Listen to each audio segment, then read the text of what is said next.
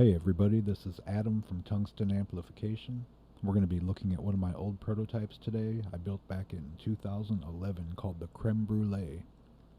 The client that owns this amplifier experienced a tube failure that created a cascading series of failures that were compounded by another technician.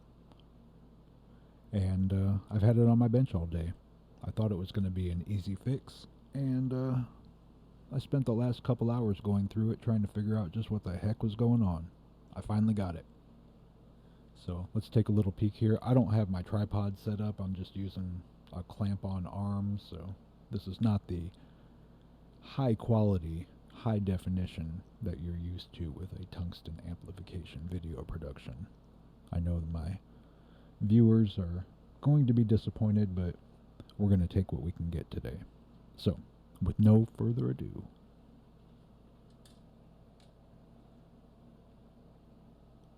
as was previously mentioned, the amplifier experienced a tube failure that I now know was a plate to filament short.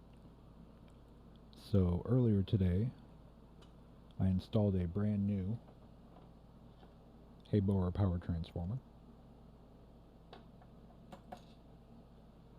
operating perfectly. I really like the Haybower stuff. They don't have quite the selection of mercury, but what they do build is solid. So long story short, when I got this amp in, it was kind of a mess. I went in and I rebuilt the... Let me find my pointer here.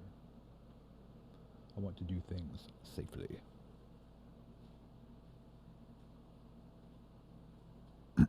Where was I? I was right here. So I came in and I rebuilt the bias supply, new capacitor.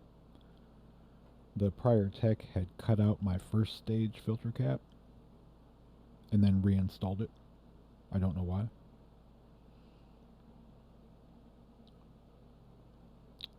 That's all I did initially, and then I powered it up. I was getting some real funky low voltages.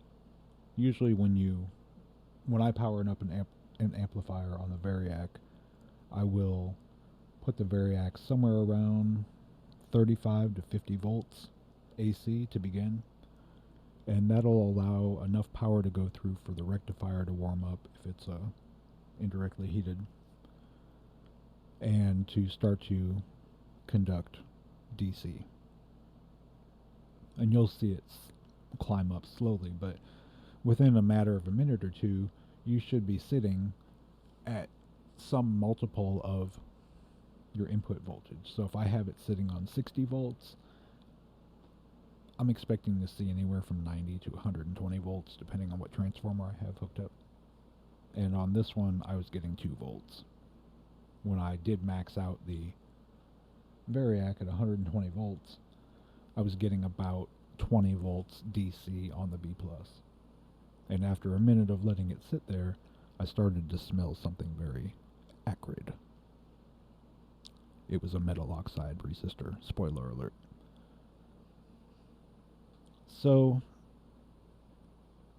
because this amplifier had a storied past with the previous tech, I went ahead and I disconnected the output transformer, because I figured if anything was pulling the current down at this point with no tubes installed other than the rectifier, it was going to be a shorted output transformer, because it usually is.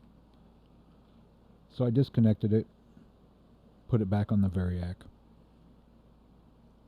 B+ was fine. B+ started to climb. I rode that B+ very slowly because I was charging the first stage filter cap and the bias cap.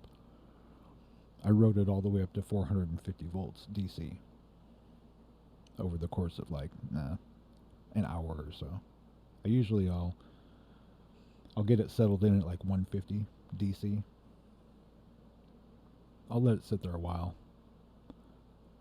Then I'll roll it up to 200 volts DC. And I'll let it sit there a while. What's a while? It depends on what my schedule's like that day and how much I'm paying attention to it. Sometimes it's 2 or 3 minutes. Sometimes it's 5 minutes. The very longest would be 20 minutes. and then I'll come back and I'll roll it up from 200 to 250 volts DC, and then up to 3 and 350 and 400, and I usually top out around 450 because most filter capacitors are rated somewhere between 450, 475, 500 volts, and I don't want to exceed that. I'll usually try to stay like 25 volts below the maximum rating because you're just trying to form the dielectric. But my experience over the years has been that if you just install the filter caps and you flip the power switch and give it full power, you get a slightly different response than if you slow charge the capacitors.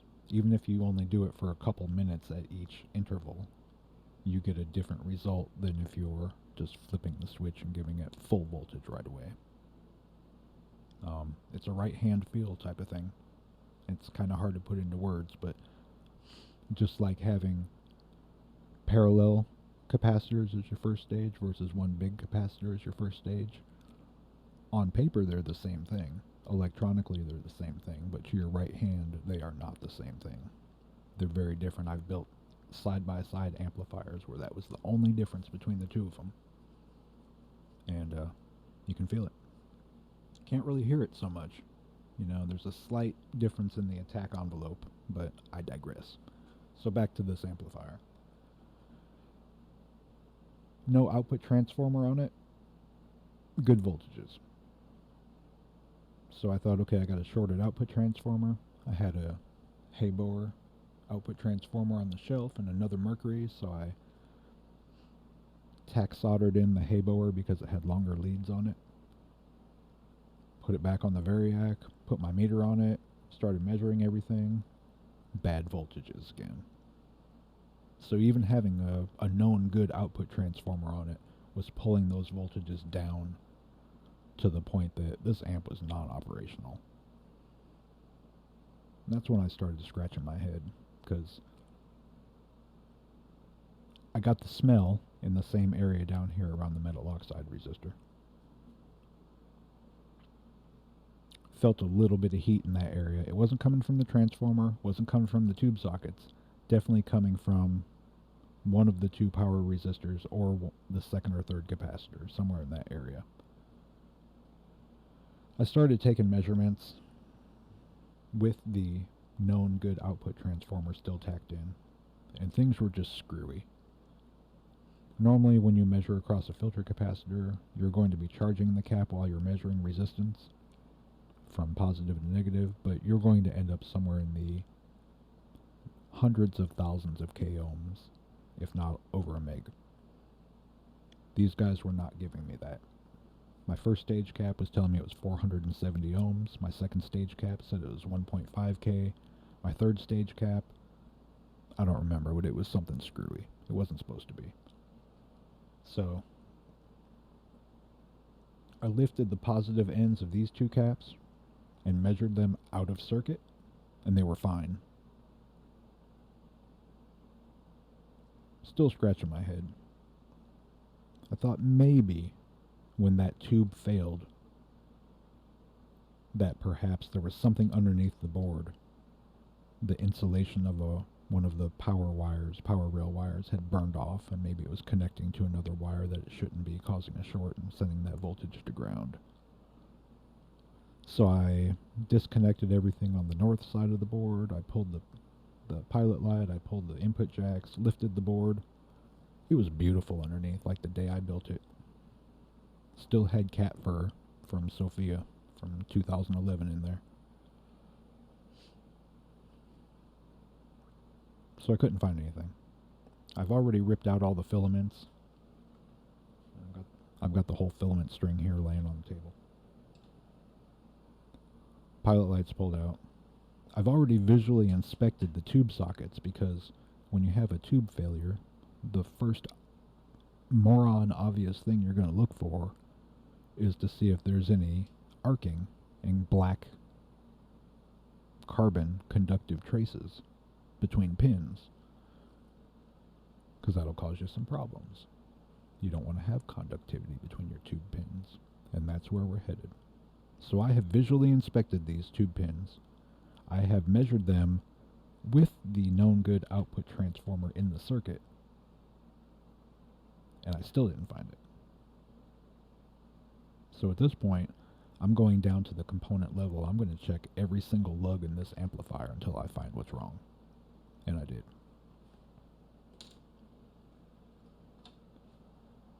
You can kind of see the meter here. Let me get it a little bit more in frame. See if I can't move that arm so you can see the tube socket. Can you see it? I'm looking through a bracket and a bunch of other bullshit here. I'm only doing this for you guys. I could be eating dinner right now. My girlfriend's home from work, and I'm in the shop talking to a bunch of strangers on YouTube. Okay, so you can see the meter. You can see the tube socket. There's some good lighting. I've got the red lead connected to pin 2. And I'm going to take this lead here and I'm going to put it on pin 3.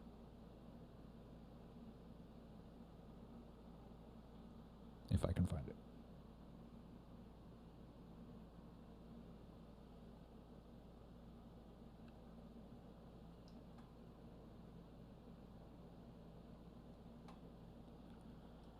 This is the magic of television. Oh. It would help if I switched it over to ohms.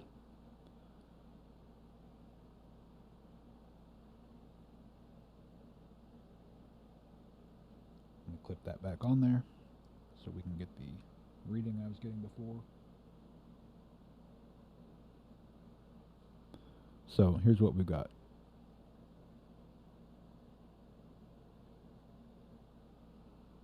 We've got approximately 195 ohms between pin 2 and pin 3. There is absolutely nothing visible on there. I've got this little Streamlight Scorpion flashlight. It is bright as the sun.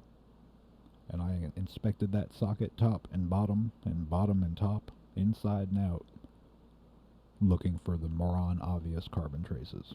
And they're not there. But somehow there is conductivity between pin 2 and pin 3, which means that that tube that failed was most likely a plate to filament short.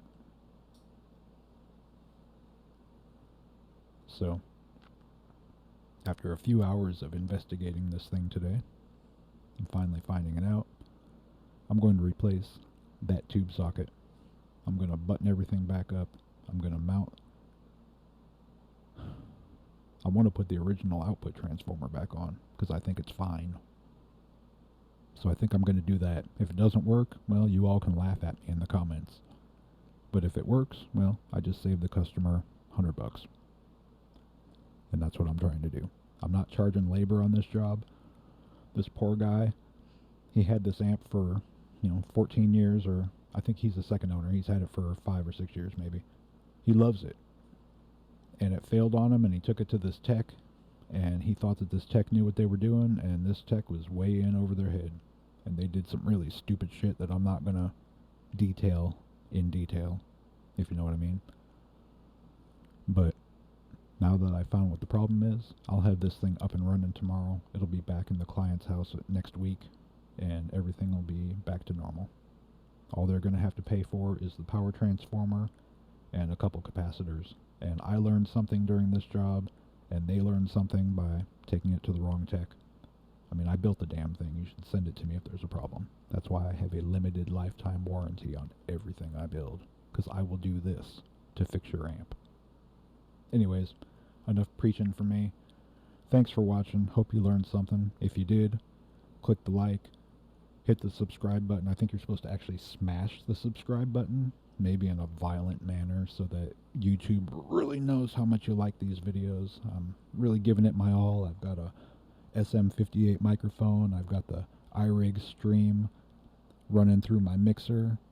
I actually have, a stable platform for the camera. This is about as professional as you guys are ever going to get from me until I can get some video editing software. And then it's going to be next level. Hoo-yah. Anyways, thanks for watching. Have a good night.